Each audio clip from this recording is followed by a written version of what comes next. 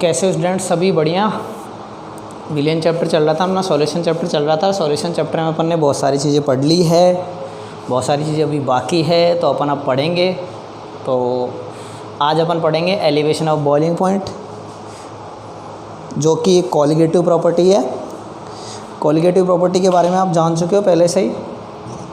ये colligative property क्या होती है मैंने आपको बताया था। कॉलिगेटिव प्रॉपर्टी जो है वो ऐसी प्रॉपर्टी होती है जो नंबर ऑफ़ पार्टिकल्स पे क्या करती है, डिपेंड करती है। तो उसे हम क्या बोलते हैं, कॉलिगेटिव प्रॉपर्टी। तो थोड़ा सा एक टॉपिक आदर्श आइडियल और नॉन आइडियल सॉल्यूशंस का आ गया था, वो मैंने आपको कल करवाया था। बाकी अब अपन किस पे वर्क करेंगे, कॉलिगेटिव प्रॉपर्टी के सेकंड पार्ट पे। फर्स्ट अपन ने पढ़ा lowering of vapour pressure. First अपन ने पढ़ा था लॉवरिंग ऑफ वेपर प्रेशर, और आज अपन पढ़ेंगे एलिवेशन ऑफ बॉइलिंग पॉइंट। तो आप लोगों को ये चीज़ थोड़ी सी समझा देता हूँ मैं। थोड़ी इंक ख़त्म हो गई तो इसमें इंक डाल लेते हैं। अब आप सोच रहे होंगे सर क्लास स्टार्ट के इंक कैसे ख़त्म हो गई। तो भाई इससे पहले तुम्हारे ही भाइयों हिंदी मीडियम वालों का वीडियो शॉर्ट हो चुका है, तो उसमें जाके चली गई।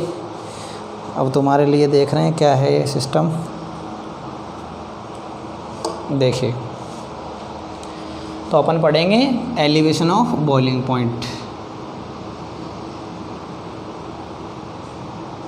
Elevation of boiling point. Clear है चीज़? इसको देखो, साइंटिफिक वर्ड है इसका एब्यूलोस्कोपी। ये आपको थोड़ा सा ध्यान रखना है, ठीक है। तो एलिवेशन का मतलब होता है इंक्रीमेंट,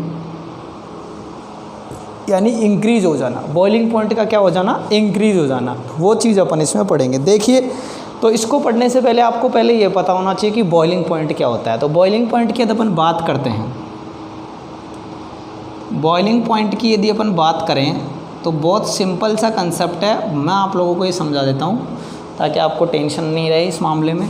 कोई भी लिक्विड है, उसको आप गर्म कर रहे हो,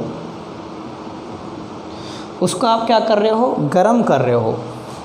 तो ये कंटेनर आपने ऊपर से ढक रखा है, इसके क्या बन रही है, वेपर बन रही है। वेपर वापस कंडेंस होकर नीचे आ रही है, और क्या बन रहा है, प्रेशर जनरेट हो रहा है। कौन सा, वेपर प्रेशर। अब जैसे जैसे गर्म करोगे वेपर प्रेशर बढ़ेगा। तो ये जो वेपर प्रेशर है ये क्या है, इंटरनल वेपर प्रेशर है। ये क्या है, इंटरनल वेपर प्रेशर।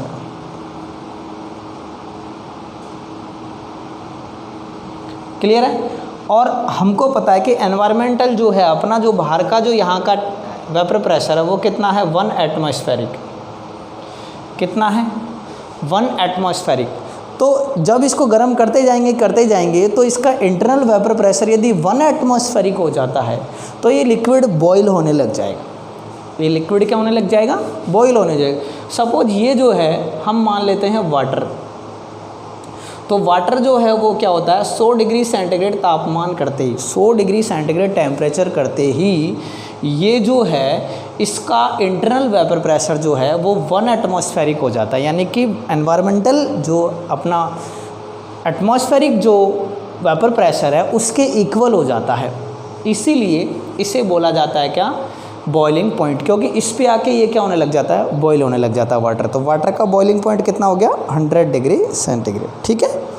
अब देखिए, ये तो हो गया आपका बॉइलिंग पॉइंट। इसको आप लिख सकते हो अपने टर्म में, boiling point, boiling point is the temperature at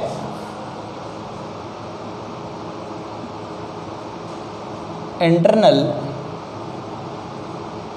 vapor pressure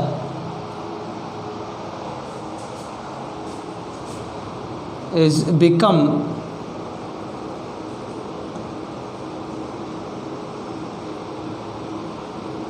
equal to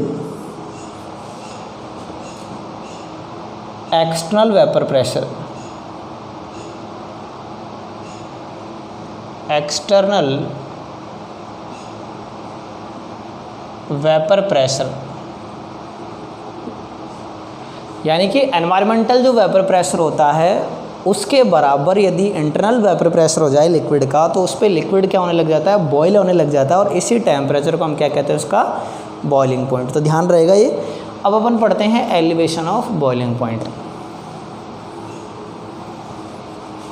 देखिए, जैसे अपने पास में एक कंटेनर है, इस कंटेनर में अपन ने एक लिक्विड जो है वो फिल कर रखा है। अब ये अभी इसमें कुछ भी नहीं है, तो ये हो गया आपका प्योर सॉल्वेंट। ठीक है। अब प्योर सॉल्वेंट जो है वो क्या कर रहा है, अपनी वेपर बना रहा है आराम से, कोई दिक्कत ही नहीं।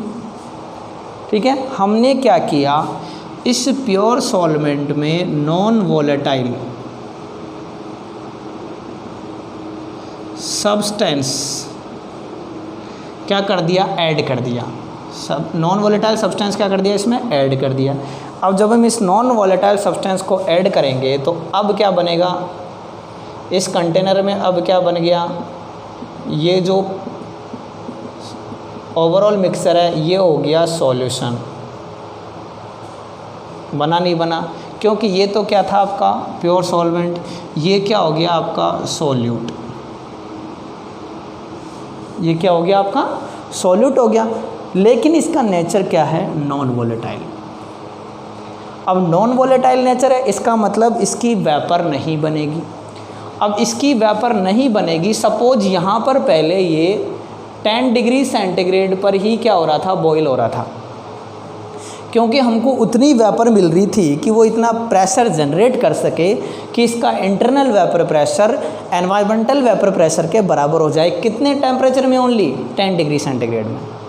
लेकिन हमने जैसे ही इसको ऐड किया, इसने क्या किया, इसके जो सरफेस के पार्टिकल्स थे इनको रिप्लेस कर दिया। इनको क्या कर दिया, रिप्लेस कर दिया। और अब किसके पार्टिकल्स है, इस नॉन वोलेटाइल सब्सटेंस के। और इसकी क्या है टेंडेंसी की, ये तो वेपर बनाएगा ही नहीं, तो यहाँ सरफेस से जो वेपर जा रही है उसकी क्वांटिटी में क्या हो जाएगी, कमी हो जाएगी। अब क्वांटिटी में कमी हो जाएगी, इसका मतलब प्रेशर क्या हो गया, डाउन हो गया। तो इस प्रेशर को बढ़ाने के लिए टेम्परेचर क्या करना पड़ेगा, और इंक्रीज़ करना पड़ेगा।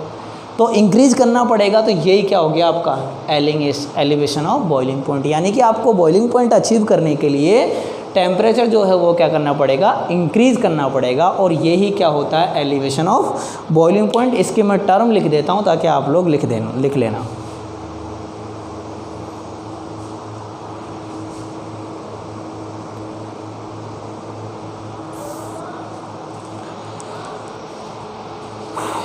देखिए students, when non-volatile solute is added with pure solvent, then particles of non-volatile solute replace particles of pure solvent।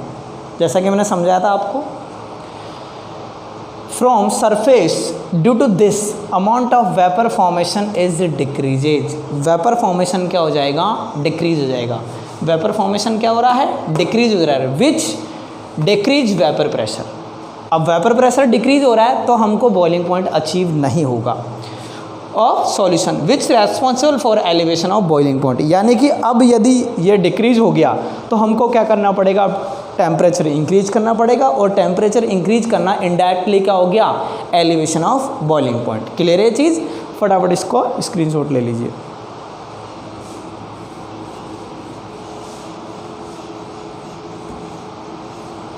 अब मैं इसको आपको ग्राफ के थ्रू समझा रहा हूँ। ओके, देख लीजिए। जैसे वाई एक्सेस पे हमने वेपर प्रेशर लिया और एक्स एक्सेस पे जो है आपका टेम्परेचर है। यहाँ आपका टेम्परेचर है, टेम्परेचर इन केल्विन, और यहाँ आपका वेपर प्रेशर है।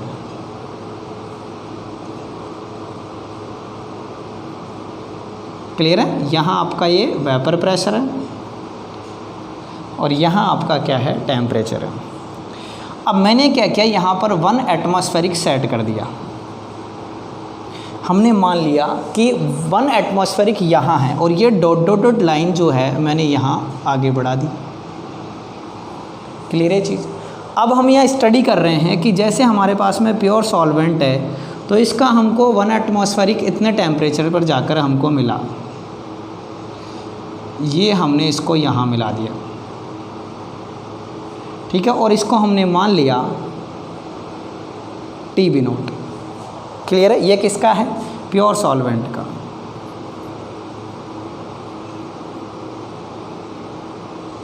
क्लियर है चीज़? अब हमने इसमें क्या किया, नॉन वोलेटाइल सब्सटेंस ऐड कर दिया, अब क्या बन गया सॉल्यूशन। फिर हमने इसका क्या किया, 1 एटमॉस्फेरिक प्रेशर मेंटेन करने के लिए टेम्परेचर इंक्रीज किया, तो पता चला कि हमको यहाँ जाके जो है 1 एटमॉस्फेरिक मिल रहा है, और ये हो गया आपका TB। ये किसका है? सॉल्यूशन का। क्लियर है? तो ये देखिए TB नोड तो कहाँ तक है? यहाँ तक है, और TB कहाँ तक है? यहाँ तक है। तो इन दोनों का डिफरेंस क्या हो गया? Del TB। तो एलिवेशन ऑफ बॉइलिंग पॉइंट आप कैसे निकालोगे? Del TB equal to TB naught minus TB। आई क्या बात समझ में?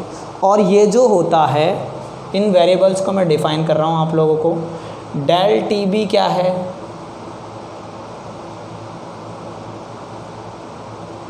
Elevation of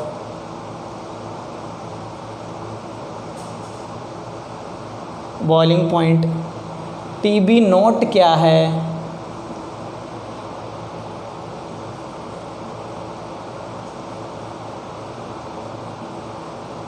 boiling point of pure solvent. TB क्या है?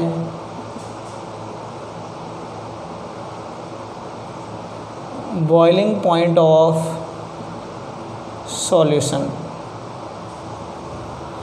आगे की बात समझ में? डेल TB बराबर क्या हो गया? TB naught minus TB। तो डेल TB क्या है आपका? Elevation of boiling point. TB note क्या है? Boiling point of pure solvent. And TB क्या है आपका? Boiling point of solution. ठीक है, अब मैं इसको मिटा रहा हूँ, इसका आप स्क्रीनशॉट ले लीजिए ताकि अपन थोड़ा सा आगे बढ़ाएंगे इसको मैथमेटिकली।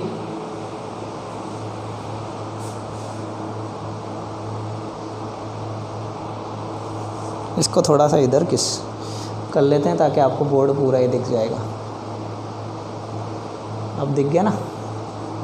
ज़्यादा ही हो गया। ये लो, परफेक्ट आ रहा है? ठीक है। हाँ जी, अब मैं थोड़ा सा आगे बढ़ा रहा हूँ मैटर को। कोरोना की टेंशन छोड़ दो, पढ़ाई की करो, क्योंकि कोरोना के साथ ही जीना है। अब नहीं जा रहा कहीं पे भी ये, ठीक है ना?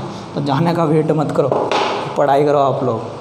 देखते हैं, देखिए कंडीशंस ये कहती है कि डेल TB जो है वो डायरेक्टली प्रोपोर्शनल होता है M के। M क्या है आपका?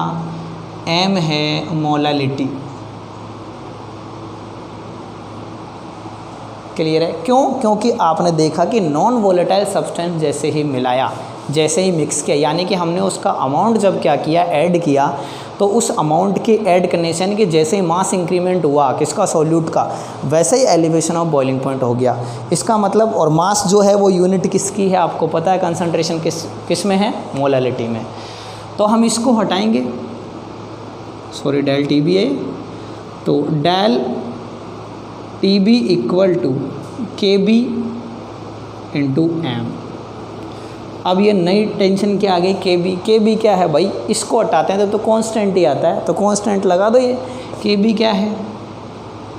KB को आप बोल सकते हो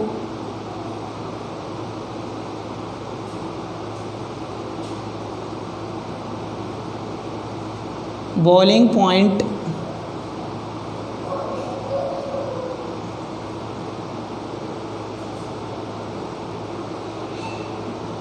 एलिवेशन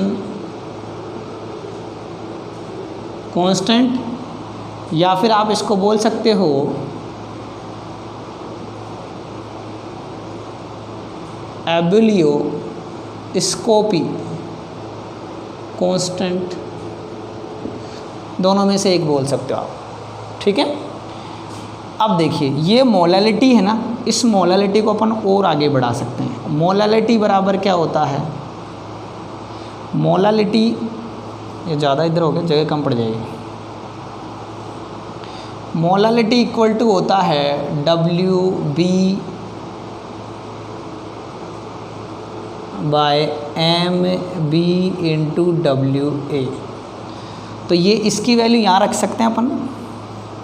तो डेल TB बराबर KB into WB into 1000 by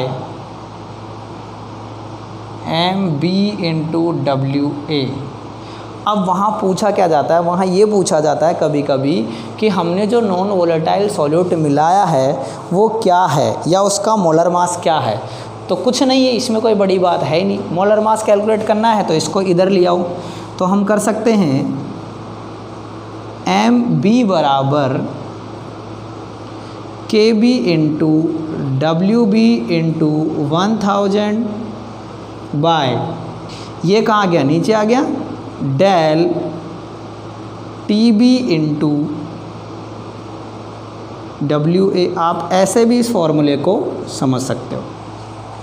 ये कब, जब elevation of boiling point calculate करना है, और ये कब, जब आपको नॉन वोलेटाइल सब्सटेंस का मोलर मास कैलकुलेट करना है। मैं वेरिएबल्स को डिफाइन कर रहा हूँ, देख लीजिए। इसको बॉक्स में कर दो बंद। WB क्या है, weight of non volatile solute. MB क्या है, molar mass of non volatile solute. WA क्या है, मास ऑफ सॉल्वेंट। बाकी तो सब आ ही गया। फटाफट इसका स्क्रीनशॉट ले लीजिए, फिर एक प्रैक्टिस करवाता हूँ न्यूमेरिकल से।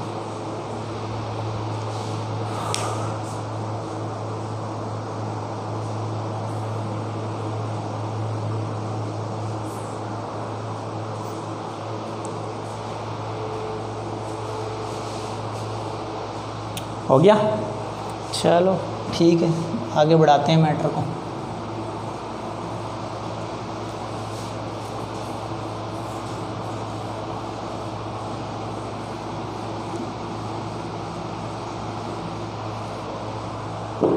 क्वेश्चन है,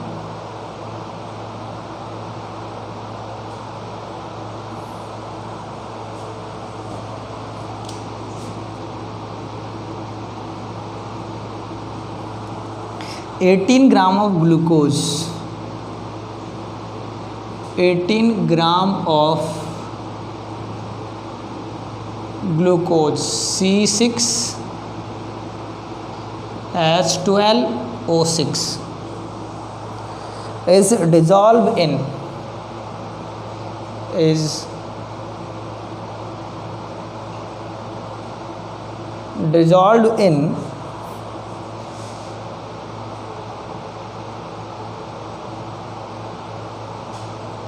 1 kg of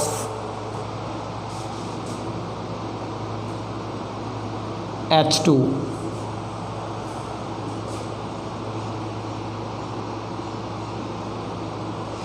आगे है then at 1.013 bar pressure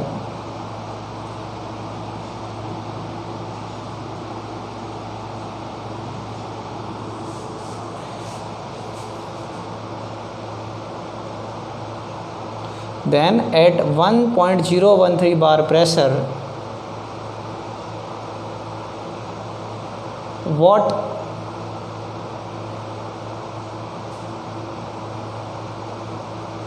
amount of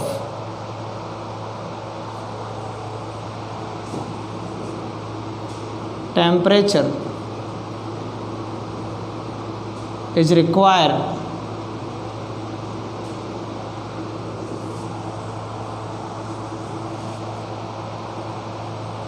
for boiling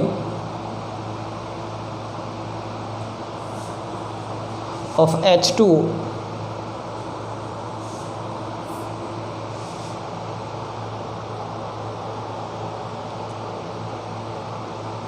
what should be temperature? Then what should be temperature for boiling of H2? What should be temperature for boiling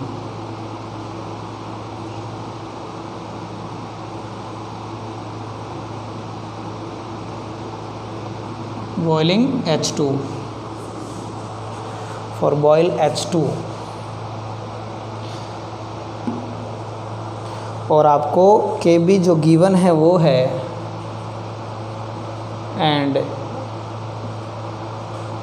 Kb for H2 is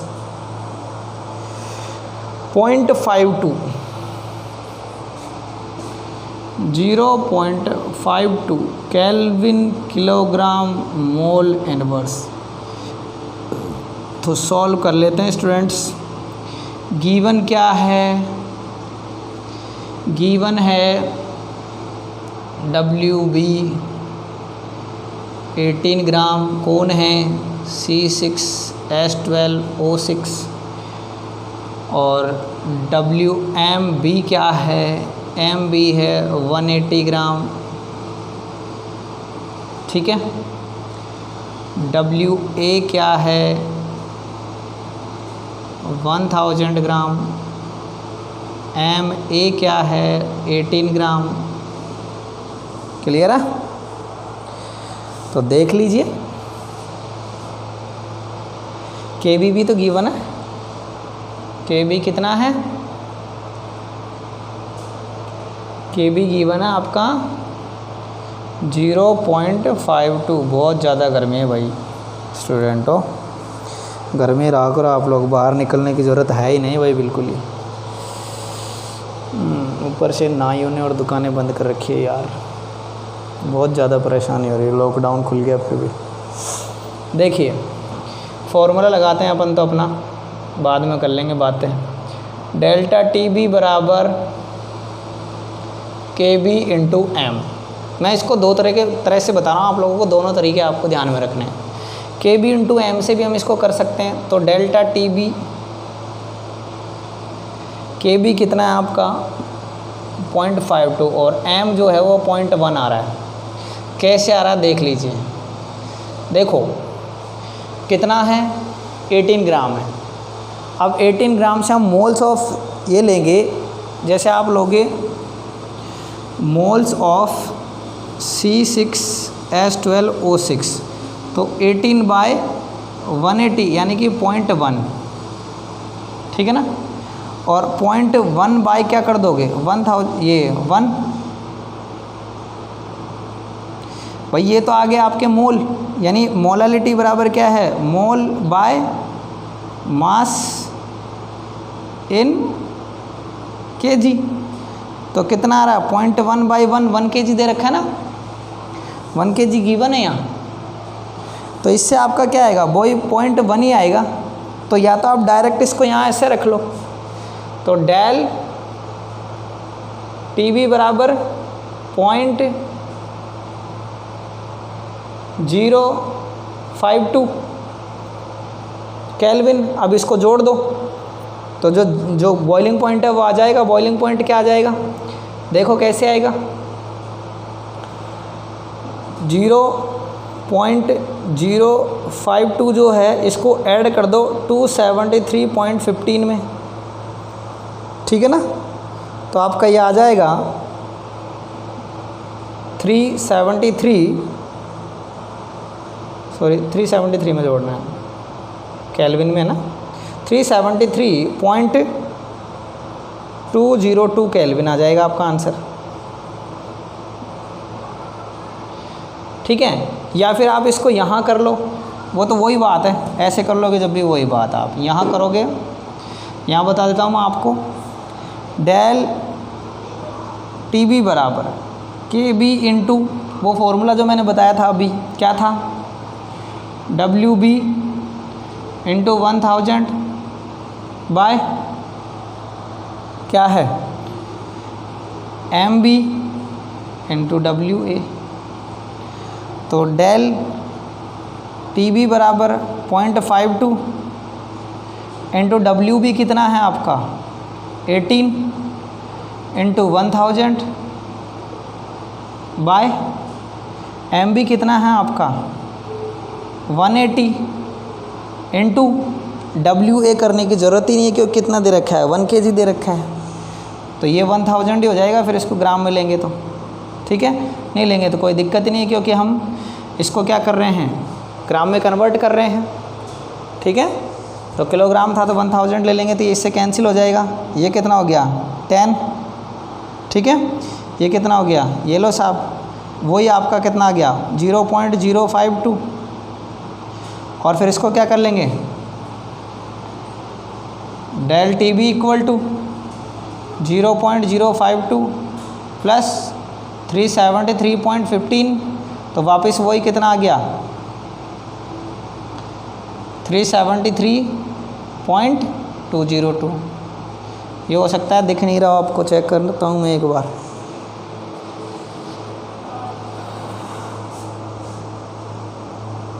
हाँ वो दिख नहीं रहा, थोड़ा सा ऊपर कर देता हूँ मैं इसको।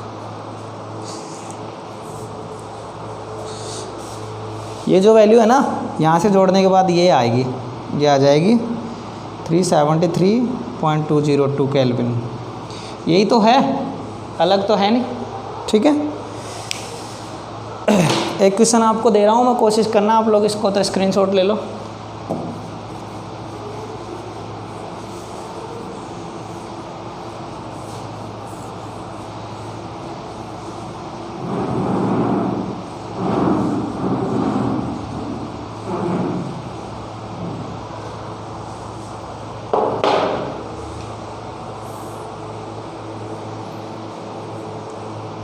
एक क्वेश्चन लिख लीजिए।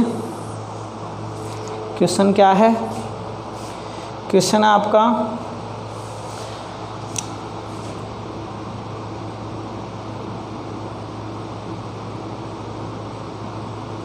Boiling point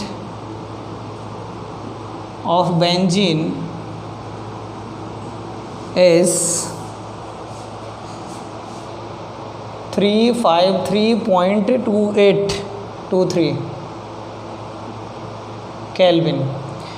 Boiling point of benzene is 353.23 Kelvin if 1.80 gram of non-volatile solute is mixed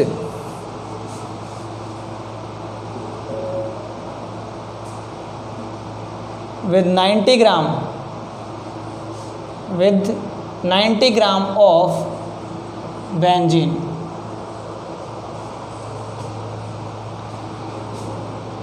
If 1.80 gram of non-volatile solute is mixed with 90 gram of benzene, then elevation of boiling point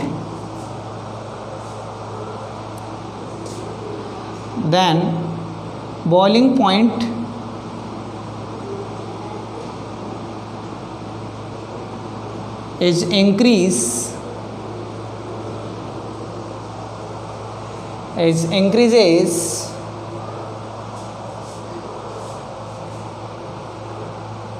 at 354.11 Kelvin. Then what will be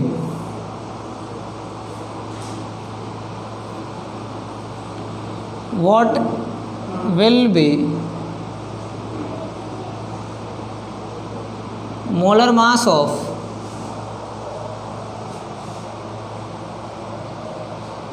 non-volatile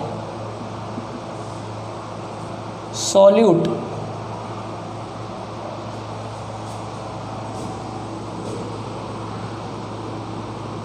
with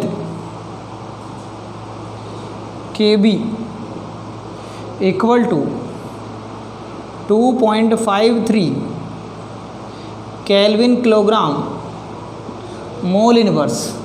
तो इसमें आपको formula लगाना है, मैं formula बता देता हूँ, आप लोग डिसाइड करते रहना इसको। एम बी बराबर K B into W B into 1000 by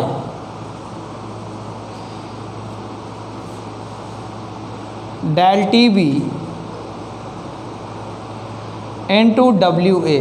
ये वाला फॉर्मूला जो है आपको इसमें लगाना है। ये आपको इस क्वेश्चन के लिए हिंट है, इस फॉर्मूले से आपको इसको ट्राई करना है। ओके, फॉर्मूला यही है, कोई अलग फॉर्मूला नहीं है। मैंने फॉर्मूला बताया था आप लोगों को, del T B equal to K B into W B into 1000 by M B into W A. बस ये एम बी को मैं इधर लेके गया हूँ, फॉर्मूला वही है। ठीक है, तो आप लोग इसको करना। थैंक यू स्टूडेंट्स, नोट्स बनाते रहिए और आगे काम को करते रहिए, क्योंकि लॉकडाउन का वेट मत करो, पढ़ाई आप लोगों को करनी है।